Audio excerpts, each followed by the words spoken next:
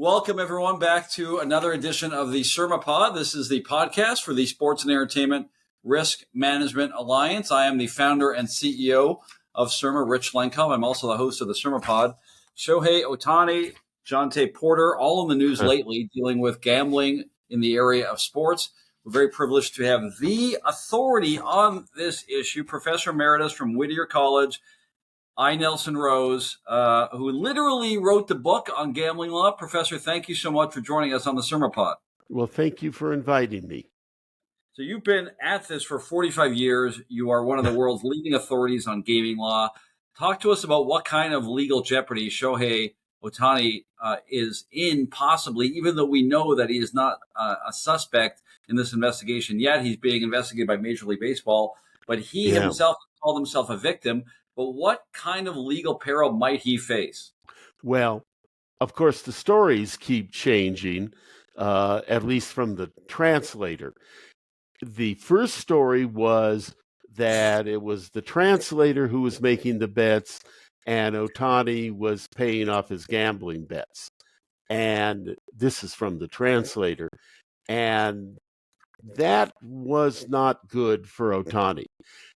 Even if his purpose, assuming that was true, even if his purpose was to help his friend, the translator, he also was helping the illegal bookmaker.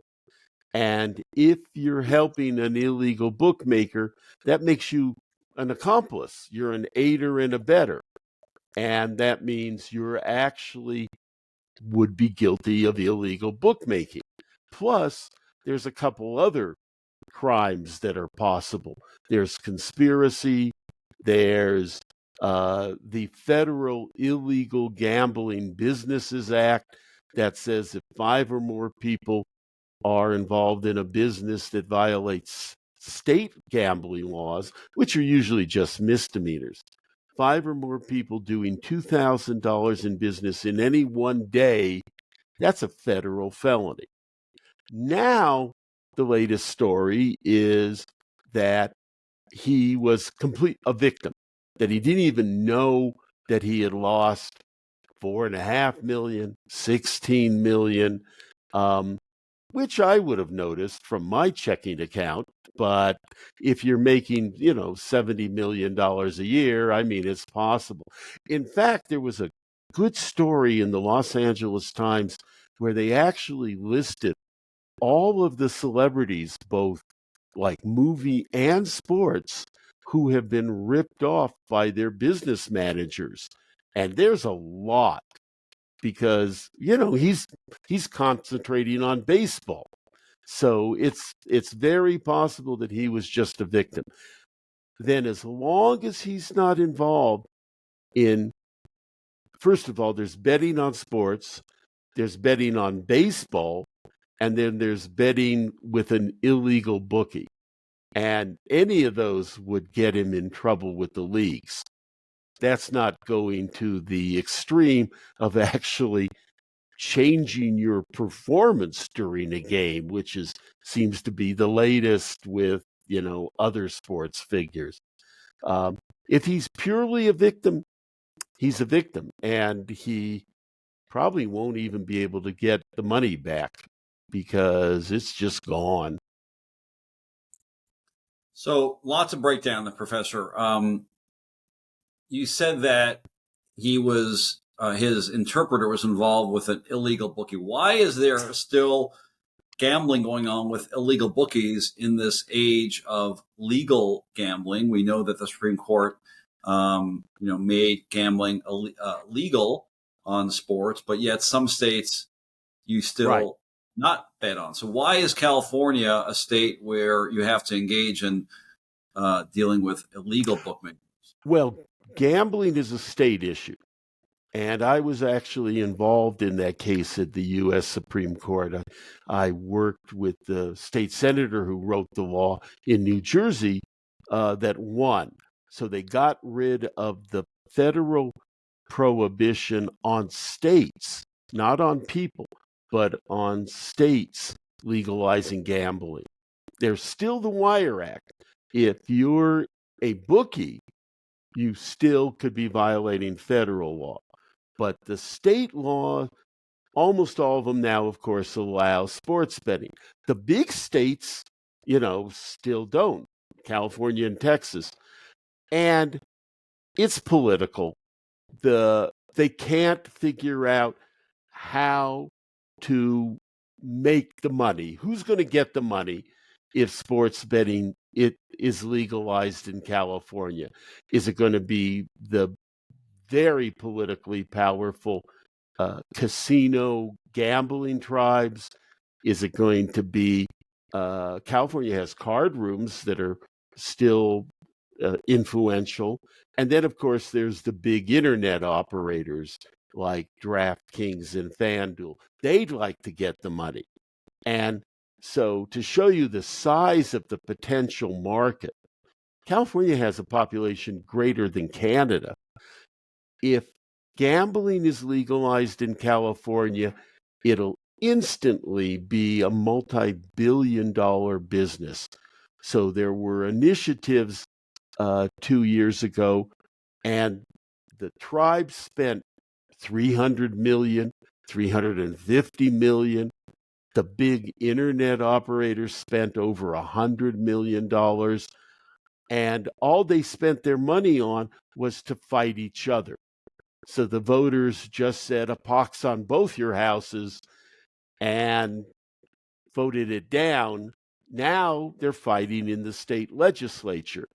And if it gets on the ballot again, they'll be fighting in the ballots. It's important to understand California still has a 115-year-old law that says it is a misdemeanor to accept, record, or make a bet on a sporting event. So the only way someone in California can bet on sports is to take a 50-minute flight to Las Vegas or to do it through an illegal bookie. Let me also add, for these very high-paid, high-profile athletes, they can't bet. As we know, they certainly can't bet on their own sport, but they can't bet really at all.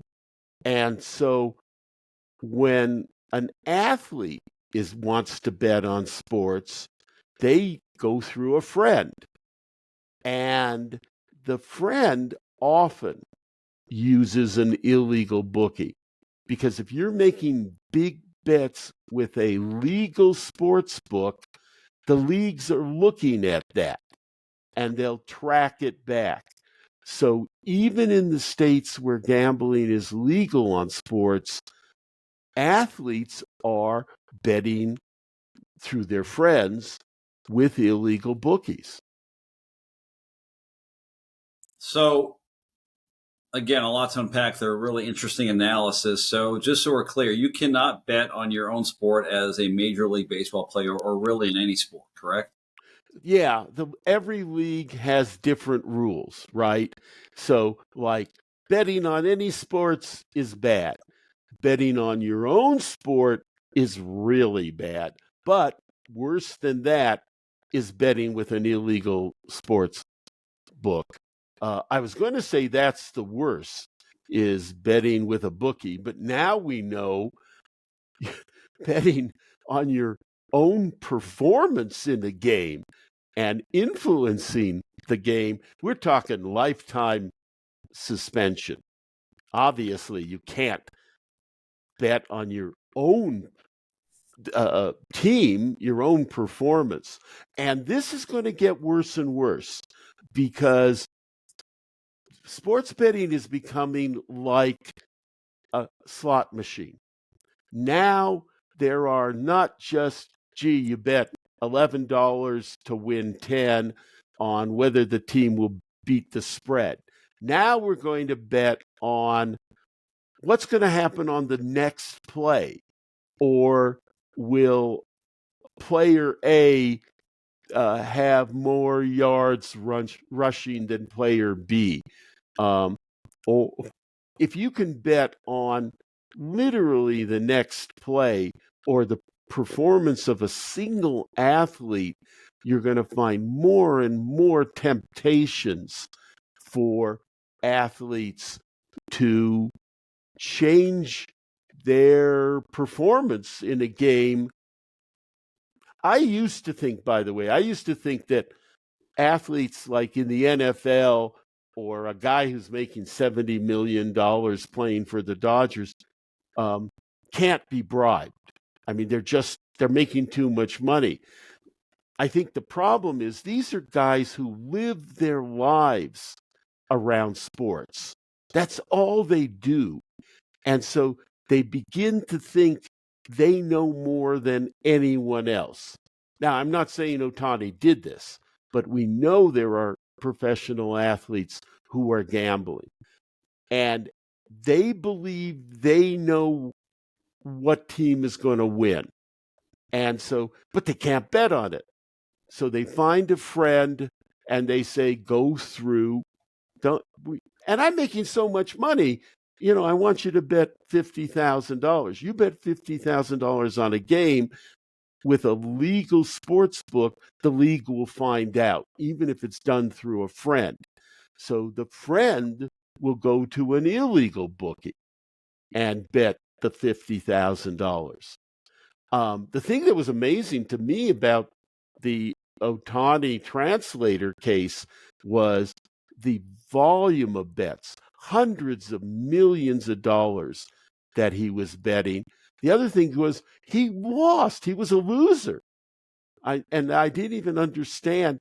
I understand compulsive gamblers will keep betting and try to dig themselves out of a hole, but if he thought he was such a great sports bettor and he lost, he was a horrible sports bettor besides being a compulsive gambler. You raised some interesting insights about the psyche of athletes. You wonder how someone who signed a $700 million contract, the largest and most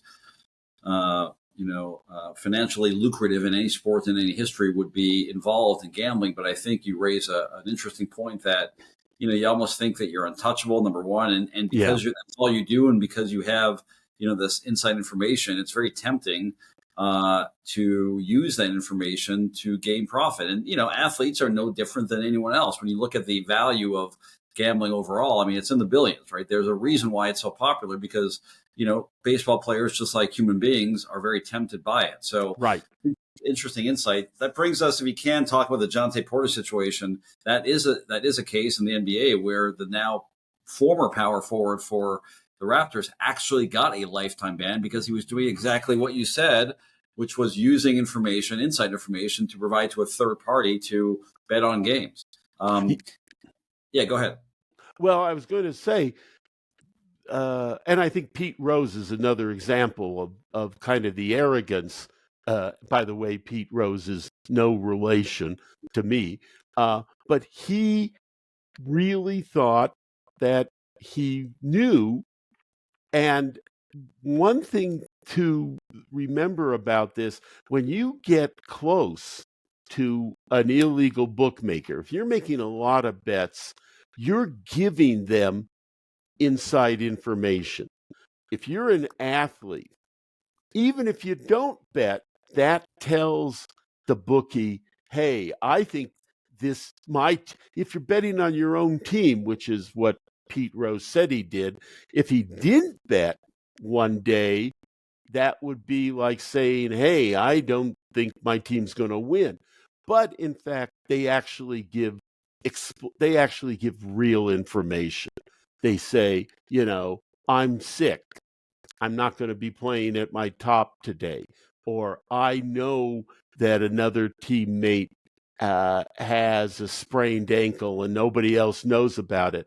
They give inside information to illegal bookies, and partly because they get better deals. They will get extended credit or bump their credit up, or something even worse. Maybe they get better odds. So, or they just become friends with the illegal bookie. So there's a lot of bad possibilities here.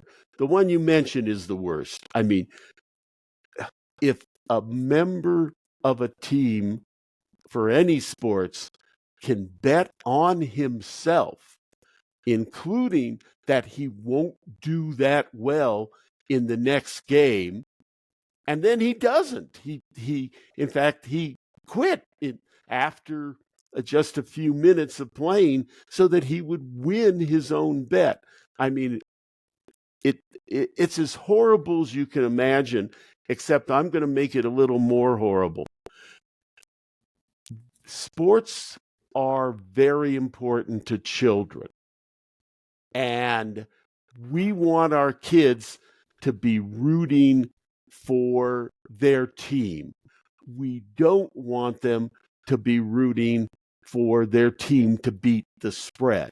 And we certainly don't want our kids to be rooting for, hey, will this individual athlete not do well? I'm betting he will do poorly in the next game. If anything can lead to sports betting being outlawed, it's horrible situations like that. And I'm afraid as sports betting becomes more and more like a slot machine, like I mentioned, with all these weird proposition bets and, individual bets and next play bets, we're going to see more and more scandals, and we're going to see more and more of a backlash. They're already, the sports betting, just because of the Ohtani scandal, has become mentioned in political commentaries all over. I mean, I just saw the Bill Maher show on Friday, and they're saying one of the big problems with younger people today is they're not having sex. And it's like, what? Okay, well, they're not having as much sex. So what are they doing? Well, they're gambling. And it's like, and protesting and other things like that. But it's like, how did gambling get into this conversation? Because Ohtani was the first one recently, front page news, big news. I've actually been doing interviews. The interviews I do in the US are with sports outlets like Sports Illustrated. I'm doing interviews with Japan news, and it's front page news. Ohtani is a really important figure in Japan. He's important here, but he is like one of the most important public figures in Japan. If he were the one who was actually betting on sports betting, it would be a really big disaster. It's a great point to end on, Professor. Interestingly, on Thursday night, my son and I were talking about the NFL draft, and we were talking about, of course, the Bears' #1 draft pick, Caleb Williams, and he asked me, what are the odds that they won't pick him? And I was trying to explain to him, and I found myself totally confused because I have no idea. The good news is I'm a huge sports fan, one of the biggest, and my son is a big sports fan. I was proud to say I had no idea how that worked. So hopefully that'll continue and he won't have any idea also. Professor Emeritus, Whittier College, I. Nelson Rose. Again, the website is gamblingandthelaw.com. You've seen him all over the media dealing with this issue and many others. Professor, thank you so much. Please come back and update us on this very important issue. Thank you, Rich. And I hope I don't have to give you an update, but I think we're going to be fine. If not, maybe it won't be Ohtani, but I think we're going to have more sports betting scandals. And please call me whenever you want me to come on.